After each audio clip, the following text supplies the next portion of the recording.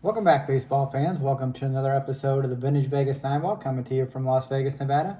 Beautiful sunny day here in the middle of June in Las Vegas in 2026. And without further ado, let's get to the Vintage Vegas 9 Ball for the day. First card today is our hometown boy, Kris Bryant, homegrown here in Las Vegas, Nevada, and a big-time star for the Cubs, of course. Led them to the 2016 World Series, and believe it or not, was just an unbelievable talent. Won the Rookie of the Year in his first season in the big leagues, and second year MVP, and was just going to be a star for several years, and just unfortunately ran into some injury, back problems, and just hasn't been the same player since. He's on the Rockies now, and hasn't played all year here in 2026, and very unfortunate, but always be grateful for those great years he had as a member of our Cubs, and hometown boy, Kris Bryant, Las Vegas, Nevada. We'll put him on the Cubs stand here next to VEGASTILTSKIN. Next card is another one of those 1986 tops, mid-80s tops. And this is an extremely miscut card, fashioned just like the Kris Bryant. But back in the days, for whatever reason, sometimes they had these miscut cards. And this is one of the worst I've seen here with the Cubs cut in half on top. And, of course, Bobby Valentine, the great manager, here on the bottom. And this is Steve Lake, who was a backup catcher to Jody Davis for our Cubs in the mid-80s. Steve Lake, of course, he bounced around as a backup catcher. I believe he was on the Phillies and other teams. But, yeah, here he is in that mid-80s card. Severely miscut. Steve Lake. I'll put him on the Cubs stand. Heck of a miscut there. Speaking of lakes, here is Giants manager Danny Ozark, of course, the Lake of the Ozarks. And Lake Ozark, one of the greatest states in southern Missouri, or one of the greatest lakes in southern Missouri there. And great, beautiful area, the Ozarks in southern Missouri. And, of course, Danny Ozark was a Giants manager. Let's look at some of the team. It's like Dusty Baker, Jack Clark on that team, Chili Davis, Dan Gladden, Mike Krukow, Dwayne Kuiper, Kruk and Kuip on that team together, Jeffrey Leonard, Jeff Robinson, Joe Youngblood. So yeah, those mid-80s Giants team, and a short-time manager there before Roger Craig would take over that team, Danny Ozark. Lake of the Ozarks.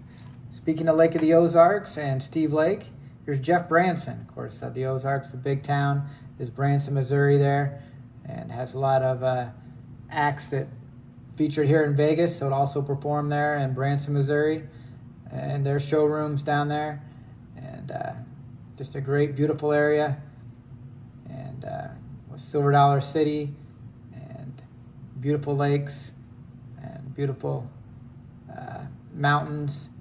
And this is Jeff Branson. See him here tagging out. Looks like maybe Al Martin or Dave Clark, one of the two. At second base, and Jeff Branson, middle infielder for the Reds.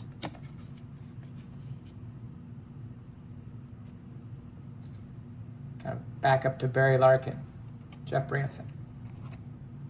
Speaking of the mountains, here's Michael Busch. Head for the mountains of Busch. Head for the mountains of Busch beer. As a rated prospect. Usually you see rated rookie. For whatever reason on this one, it's rated prospect, Michael Busch. And, of course, he was a prospect for the Dodgers, and the Cubs were able to acquire him. And he's now been the Cubs' first baseman now for several years. And he does a good job. And hit 30 home runs in 2025, and he's on his way there again this year.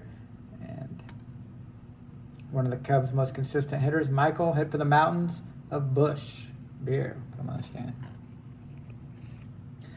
Speaking of Cubs, here's a pitcher that pitches for the Cubs early in his career, Jameson Taillon. See him here celebrating, probably a complete game. I don't think looks like Josh Bell there poured the Gatorade over him, and not many fans there stuck around to see it, but it looks like a big-time effort there by Jameson Taillon, kind of on the back end of his career this year in 2026 for the Cubs. Had some injury problems, But here he is early in his career. Of course, highly touted prospect. Look at the back of his card here. Like acquired in the 2010 draft. Round 1, pick 2. So second overall pick of the draft. Jameson Taillon. And early in his career there, 2010, he had a 14-10 record, a 3.2 ERA, and a 1.1 WHIP. So big time stats early in his career. And it says time finished 7th in the NL, with a strikeout to walk ratio of 3.9 to 1 in 2018.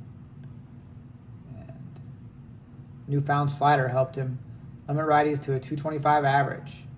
I guess this is 2018, so I guess he's been in the big leagues for a few years. But here he is with Josh Bell pouring the Gatorade over his head. And just a good-looking picture of him early in his career for the Pirates. Those old school throwback hats. I like those. Put town on the Cubs stand here. The next card is Jose Canseco, and here he is pitching. Remember, he got hurt pitching for the Rangers, and they were worried about his career for a while. Came in one of those blowout games, and of course, with his luck, he got injured. Remember that? And when the ball hit him in the head and went over the fence. I saw that happen actually to Joe Adele for the Angels last week or the week before, where the ball hit off his head, went over the fence. I hadn't seen that since it happened to Jose Canseco in the early 90s. But unique play, but it happened again to Joe Adele here a couple weeks ago. Let's look at the back of Canseco's card here for the Rangers. After so many great years with our A's, it says, it will be some time still before the world finds out whether Jose will ever be able to play baseball again. He had ligament transfer surgery on his right elbow in late June of '93, and it could end his magnificent career. The shame of it all is what he was injured, not hitting a dramatic home run or making a sterling defensive play, but pitching in a blowout loss. And in his prime, Jose was one of baseball's most devastating forces, a feared hitter with great strength who could really crush the ball. No doubt. Baseball's first 40-40 man, Jose Canseco. And I saw the A's this week are playing here at Las Vegas, and Las Vegas Ballpark for a couple series at the beginning of June. And I saw Canseco was out there signing autographs, so hopefully he can stick around and be a great ambassador to our Las Vegas A's, Jose Canseco. The next card is another severely miscut card, looks like here. Matty Alou, Felipe Alou, of course they're brothers, and Rico Cardi, NL batting leaders. I guess in league, 1966 batting leaders. Matty Alou, Felipe Alou, and Rico Cardi. And you see on the back, it looks like Woody Held, got one of the greatest names in baseball, Woody Held, shared this card, or was cut off here with the batting leaders. And you see Matty Alou with a 342 average, Felipe Alou, Rico Cardi, looks like Dick Allen, Clemente, Stargell, Torrey, Rose, Santo, Cepeda, McCovey, Ron Hunt on here. Looks like Willie Mays, Glenn Beckert for the Cubs, Lou Brock, and Rusty Staub at the very end, 280 average in the first column.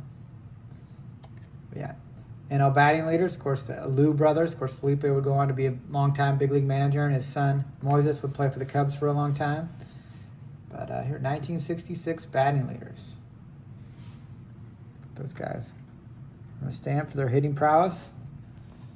And won the Vegas 9-ball today with an old school Rico Cardi. You see the 1966 batting leader, and then here the 1980 Topps card. This is a designated hitter for the Blue Jays.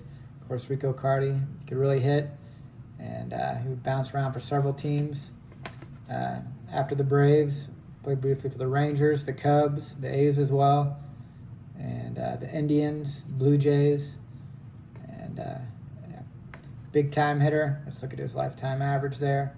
Started from 63 to 1979, 299 average with over 200 home runs. So Rico Cardi, solid hitter for many years in the big leagues. We'll conclude the Vegas 9-ball for the day. We appreciate you watching. Hope you're all having a good June. And take care, and God bless.